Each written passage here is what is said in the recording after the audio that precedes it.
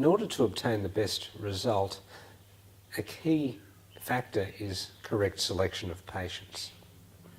The first thing that we need to do is to make sure that the diagnosis is correct. Sometimes this involves getting an extra opinion. Sometimes it involves doing more tests. But we have to make sure that we do know what the correct diagnosis is.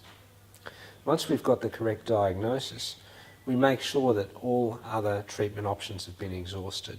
There's no point offering someone an operation if we can improve them with medications. If a patient has gone through the usual treatment options and failed those options, or if they're suffering from significant side effects as a result of some of the medications that they're taking, then the next step is to consider surgery.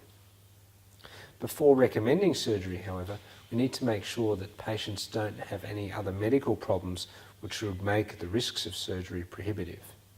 By these types of problems, we think about blood pressure, difficulties, bleeding issues, or other serious medical conditions.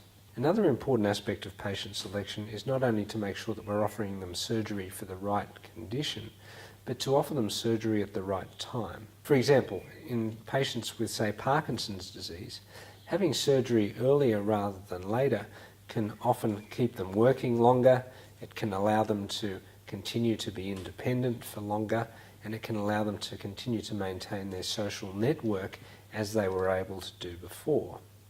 If they let their condition go too far and they lose their ability to work, they become more depressed, they become more reliant on others to do the things that they could normally do for themselves, then they may have a lower chance of regaining some of those aspects of control over their own life and destiny.